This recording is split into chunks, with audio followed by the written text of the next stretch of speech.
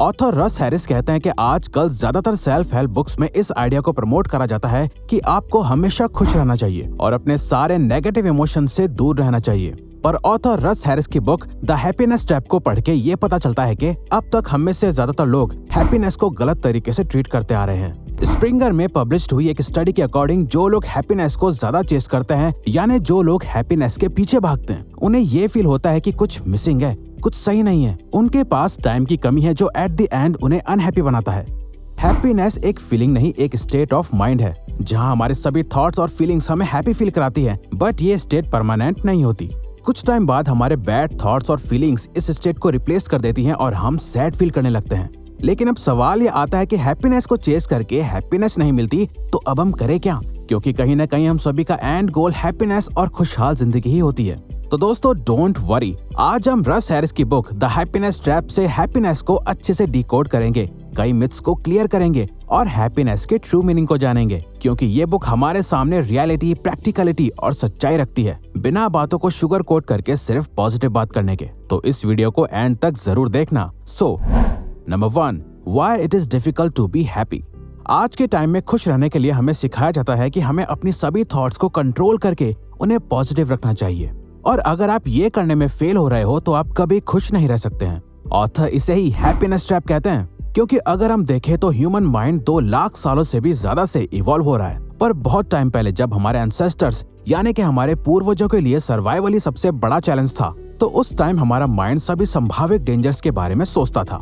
वो उन सभी चीजों के बारे में सोचता था जिससे हमारी डेथ हो सकती है या हम हर्ट हो सकते हैं, जो कि हमारे सर्वाइवल के लिए जरूरी भी था, जिन्हें आज हम नेगेटिव थॉट्स कहते हैं। अगर ये थॉट्स नहीं होते तो आज शायद हम जिंदा भी नहीं होते, क्योंकि ये सभी नेगेटिव थॉट्स हमें मुश्किल टाइम में डील करने में हेल्प करते हैं। ऑथर कहते हैं हमारा माइंड नेचुरली 3 चीजों को सबसे ज्यादा इंपॉर्टेंस देता है, जो है पहला, डोंट गेट किल्ड यानी डेथ को अवॉइड करना और लॉन्ग टाइम सर्वाइव करना। दूसरा, ऑब्टेन बेटर रिसोर्सेज यानी अपने सर्वाइवल को अच्छे से अच्छा रखना। तीसरा, बिलोंग टू अ ग्रुप, अपनी रिलेशनशिप्स को स्ट्रॉन्ग रखना, क्योंकि हम अकेले सर्वाइव नहीं कर सकते और ये सब हम सिर्फ पॉजिटिव रह के अचीव नहीं कर सकते। इसीलिए हमारा माइंड हर सिचुएशन में नेगेटिव्स को ढूंढता है ताकि हमें ये सब फेस ना करना पड़े, और जब भी हमारे साथ कुछ बुरा हो तो हम उसे अच्छे से डील कर पाएं। उससे आप चाह के भी कंट्रोल नहीं कर सकते, और आज के टाइम में लोगों की हैप्पीनेस उनके नेगेटिव इमोशन से कनेक्टेड है। जैसे ही वो किसी सिचुएशन के बारे में बुरा सोचते हैं, जैसे अपने फेलियर्स के बारे में या ब्रेकअप के बारे में या किसी लव्ड वंस की डेथ के बारे में, तो हम इन सभी थॉट्स से दूर भागने की कोशिश करते हैं। खुद से कहते हैं कि हमें ऐसा नहीं सोचना चाहिए और हमेशा पॉजिटिव रहना चाहिए, जिस पे हमारा कोई कंट्रोल नहीं है, और हम अनजाने में उस चीज को कंट्रोल करने की कोशिश कर रहे हैं जिसे हम चाहकर भी कंट्रोल नहीं कर सकते। इसीलिए हम इस हैप्पीनेस ट्रैप में फंस जाते हैं। 4 myths about happiness। नाउ इस ट्रैप से बचने के लिए हमें ये जानना होगा कि ये ट्रैप काम कैसे करता है, जिसके लिए ऑथर हमें 4 myths के बारे में बताते हैं जो कि इस ट्रैप को क्रिएट करते हैं।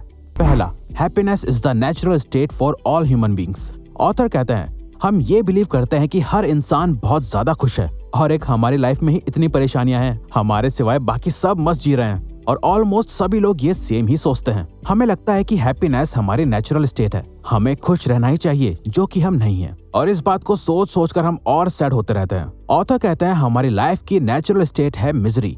ये सभी प्रॉब्लम्स और सिचुएशंस जिनसे हम डील कर रहे हैं, loneliness, loss, disappointment, rejection, lack of resources, lack और लॉस्ट अपॉर्चुनिटीज, मीनिंग, पर्पस, ये सब हमारी लाइफ का नेचुरल स्टेट है जिसे हमें एक्सेप्ट करना चाहिए। दूसरा, if you are not happy you are defective.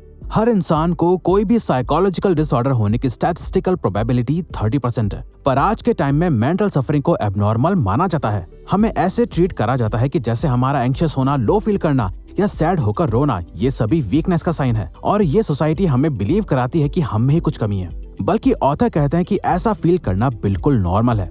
हर इंसान की लाइफ में दुख आता है, वो रोता है, परेशान होता है। अगर वो ये सभी इमोशंस फील कर रहा है तो वो बिल्कुल सही है, क्योंकि हम इंसानों के अंदर इमोशंस होते हैं। तीसरा, to create a better life we must get rid of negative thoughts.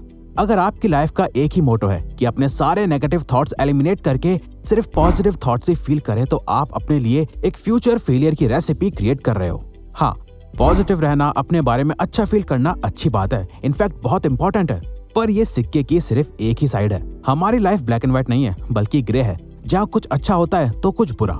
इसीलिए हमारे थॉट्स भी कभी अच्छे होते हैं तो कभी बुरे, और दोनों का ही एग्जिस्ट करना बहुत इंपॉर्टेंट है। अच्छा खुद सोचो, क्या अगर दुख नहीं होता तो खुशी होने की इतनी वैल्यू होती?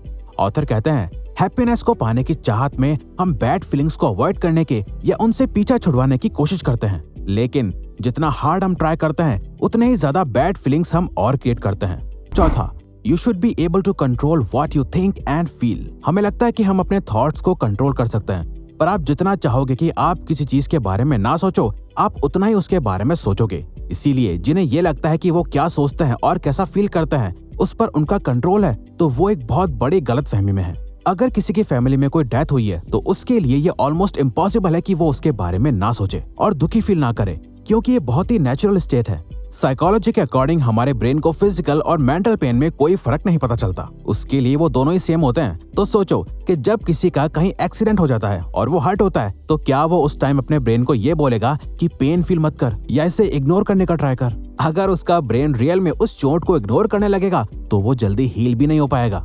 ये सेम चीज आपके मेंटल पेन पर भी अप्लाई होती है।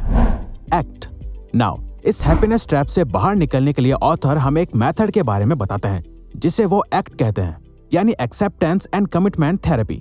इस थेरेपी के 4 कोर प्रिंसिपल्स हैं जिनका यूज करके हम इस हैप्पीनेस ट्रैप से बाहर आ सकते हैं। पहला, डिफ्यूजन। नाउ थॉट्स आखिर होती क्या है?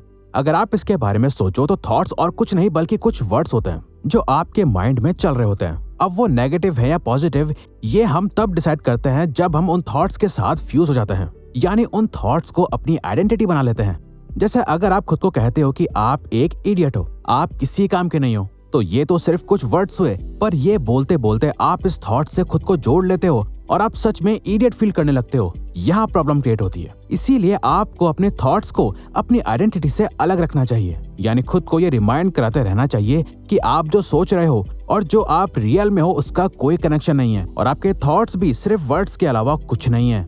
दूसरा, एक्सपेंशन। जैसे आप खुद को बोलते हो कि आपको अपनी नाक के बारे में नहीं सोचना, तो आप उतना ही ज्यादा अपनी नाक के बारे में सोचोगे। वैसे ही आप जितना ज्यादा अपने नेगेटिव थॉट्स और फीलिंग्स को दबाने की कोशिश करते हो, उन्हें इग्नोर करते हो, वो उतना ही ज्यादा आपको परेशान करते हैं। इसीलिए ऑथर कहते हैं हमें अपनी सारी नेगेटिव थॉट्स और फीलिंग्स के लिए अपने ब्रेन को स्पेस देना चाहिए। आप जितना ज्यादा इन थॉट्स को अपने माइंड में रहने दोगे, इनसे कंफर्टेबल फील करोगे, ये आपको परेशान करना भी बंद कर देंगे, क्योंकि आप इनसे परेशानी नहीं हो रहे। तीसरा, कनेक्शन। आपको वो मोमेंट याद आता है जब आप कोई ऐसी मूवी देख रहे थे जहां आप सब कुछ भूलकर उस मूवी में ही पूरी तरह खो गए थे। ना आपको अपने पास्ट का दुख याद आ रहा था, ना ही अपने फ्यूचर की चिंता हो रही थी। आप सिर्फ अपने प्रेजेंट को एंजॉय कर रहे थे। जैसे जब आप किसी शांत जगह बैठकर एनवायरनमेंट को फील करते हो, आसमान को देखते हो, ये सभी छोटे छोटे मोमेंट आपके माइंड को काफी रिलैक्स करते हैं। इसीलिए ऑथर सजेस्ट करते हैं कि आपको ज्यादा से ज्यादा अपने प्रेजेंट मोमेंट्स पर फोकस करना चाहिए, जो आपको उन सभी चीजों से कनेक्ट करवाएगा जो कि रियल है, और आप अपने माइंड में इमेजिनरी सिचुएशंस बनाना बंद कर पाओगे। चौथा, द ऑब्जर्विंग सेल्फ। ऑथर कहते हैं हमारे माइंड का जो सबसे पावरफुल एस्पेक्ट है वो है खुद को ऑब्जर्व करना, जो हमें बाकी सभी स्पीशीज से अलग बनाता है, जहां हम खुद को ऑब्जर्व करके चेंजेस कर सकते हैं। बट सैडली आज के टाइम कोई इसे ज्यादा यूज नहीं करता। हम बस अपनी हैबिट्स में ही फंसे रह जाते हैं। इसीलिए जब हम खुद को ऑब्जर्व करते हैं कि हम क्या कर रहे हैं, इससे कैसा फील हो रहा है, क्या ये सही है या गलत, ये सभी सवाल हमारे माइंड में आते हैं और हम इन्हें इग्नोर करने के बजाय कॉन्शियसली उसके बारे में सोचते हैं और फिर एक्शन लेते हैं। तो ये हमें ग्रो करने में बहुत हेल्प करता है और हम इस हैप्पीनेस ट्रैप से बाहर आ पाते हैं। तो अगर आपको ये वीडियो अच्छी लगी तो वीडियो को लाइक और सब्सक्राइब बटन पे क्लिक करके इस चैनल को ग्रो करने में सपोर्ट करो और बेल नोटिफिकेशन ऑन कर लीजिएगा ताकि आप आने वाली वीडियोस मिस ना कर पाओ। Thank you for watching.